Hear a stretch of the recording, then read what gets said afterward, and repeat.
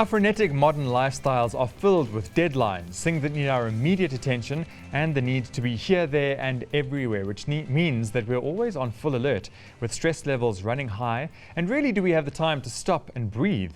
So finding ways to manage stress is one of the topmost things that we're always on the lookout for. And we've invited into the studio Nikki Robertson, a nutritional therapist and NLP practitioner, to tell us how we can use acute stress to treat chronic stress. Welcome, Nikki. This is an interesting one. Thank you. Yes, it's something we don't really think about. Yeah. Because I think a lot of us shy away from stress. We don't have to deal with it. Stress is bad, but that's not the truth. So, I mean, our brains are adapted to grow and to create new neural pathways the more we learn and the more we create certain kinds of stress. And when we are in a state of growth and a state of creation, we are not in a state of decline. Okay. So creating or finding certain stresses in your life. So let's go back a little bit. Let's talk about, let's contextualize. What is the difference between chronic stress versus acute stress? Okay, so chronic stress we are not adapted to deal with in the long term. Right. Okay, so chronic stress would be, for example, a taxi driver who's exposed to police and cars and traffic jams all day long, and the stress or the adrenal response that goes with it, as opposed to someone who deals with a traffic jam once a week. Right. So that creates an inconvenience, a little bit of irritation, but it does force us to think creatively. Right. And it forces our brains to do something else to find a way through. Okay. But somebody who's forced to have to deal with this on a daily basis has a different way of responding, and it impacts the body in a certain way. Another way of thinking about it is if you are in an abusive relationship and you can't get out of it, or you perceive that you'll never get out of it, and this is your life, and what this does eventually is it starts breaking down your mental state and your physical state. Okay. As opposed to getting into an argument with your partner once in a blue moon, you can deal with that. You get over that. Get over it, and you learn coping tools. So you learn about each other, and there's a positive to that. Okay. Acute stress also comes in the form of certain things like exercise. So Right. this is why exercise is so important for dealing with the chronic stress that we experience every day. So most of us are dealing with job insecurity, fear, will I be able to pay the bills? We're worried about health. And these are chronic factors that we can't control. Right. And that is a big signature of chronic stress. It's things out of our control, and it's making us fear for our longevity or fear for our stability and the ability to have a good life. So that is really what chronic stress is about. So we're told to look after our health, and we're told to exercise. Now, why is exercise so important for dealing with stress? It creates stress on the body for a very short period of time. And in doing so, it creates something in the brain called brain-derived neurotrophic factor, which literally stops or reverses, slows down brain degeneration. So it keeps the brain young. And it influences the adrenal system in a very positive way. So when we're dealing with chronic stress and we're not sleeping, our adrenal glands make adrenaline, and adrenaline is supposed to peak and come down, and peak and come down. So if you are running away from a threat, or you're playing laser tag, that's a really good example of an acute stress.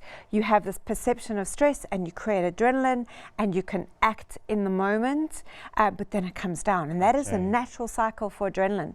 If you are dealing with a toxic work situation every day of your life, that adrenaline is never going to come down. Right. It's going to go up and stay up. And what happens in that situation is that your body makes too much cortisol, or keeps your cortisol levels too high, and that creates inflammation, which makes you vulnerable to disease. So what exercise does, especially intense short bursts of exercise, is even if you're dealing with chronic long-term stress, it forces those adrenals to peak and to go down. So even in amongst all this chronic stress, you're still forcing that natural cycle of that adrenal response, which is really, really helpful if you want to protect your immune system, if you want to protect your brain. And yes, challenging yourself mentally, emotionally, being in the now, challenging your thoughts, those are all other tools that you can start to develop if it's important to you. So that's one kind of a stressor. What other stresses that can be acute stress are there that we could maybe work with in terms of creating that cycle that you speak of, those peaks and troughs in our lives and our physiology? Learning new things is always a good idea. So, they advise people to slow down the effects of brain degeneration is to do things like Sudoku. But yes. that stresses me very much. I don't like so it's kind of finding the right thing for you as well. Yeah, but to get out of your comfort zone. So read books you would never typically read. Challenge yourself with topics that you would never normally go to expand your brain, to start feeling a little bit disquiet and discomforted by something, an area that you wouldn't normally go into is really, really good brain gym. There's a lovely image that I've heard about where they say that if you push the boundaries of your comfort zone then gets bigger. Yes. And then you push it again and it gets bigger. And all of the time you're developing, so you're growing in this process of creating acute stress to manage chronic stress, which is a wonderful thing. It is, and the power is all ours. Yes. So no one can take it away from you. No one can dictate how you do this. A great exercise to do is within an organization or even within your family, is if there's somebody you're always bumping heads with, is to change your tune and change the way you respond to them consciously. Right. So if somebody always has a go at you, they're expecting a certain response from you. What if you changed your response? You're going to throw both of you off guard, and especially yourself, because you want to respond a certain way. If you respond another way, you're creating different neural pathways again in your own brain and opening up other areas of possibility. Also, you're holding the cards now. Yes. You're in control of an otherwise uncontrollable situation, and chances are that person's going to respond to you differently. Now you've got an interesting challenge, and this becomes more of a fun game than a stressful situation. So really, all of us have at any time within our power, and it is within our power, to change the way we respond to the world. And that changes.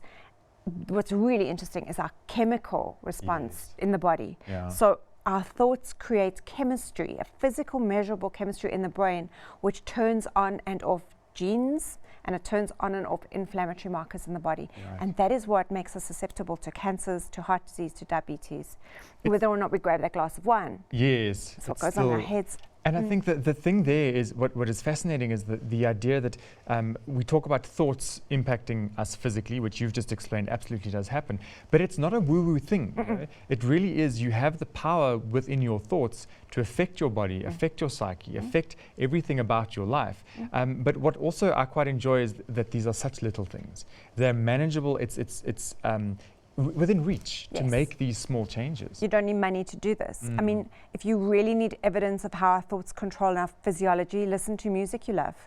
You feel it instantly. Yes. That is we all know this. It's not woo-woo, and it's measurable. You could wire someone up to an ECG and a machine, and you can see what happens to the brain, what areas respond when they're thinking certain thoughts, when they're exposed to certain pictures of things that they love or that frighten them. You can see how it works in the brain. You can measure the chemistry. So it's anything but woo-woo. And again, it's our control. And I think that's really important, is that our quality of our lives is really dependent on our thinking and how we choose to respond to the world. It's got nothing to do with our doctor, our spouse, our children, where we went to school, and the situations we find ourselves in. We can reframe any of that within an instant, and you instantly feel different. Absolutely. How you feel is your choice. The mind is a wonderful thing. Nikki, thank you so much. I think this is a discussion which we're going to have to get deeper into. Really, really fascinating stuff. So thank you for sharing your thoughts. Thank you. Wonderful.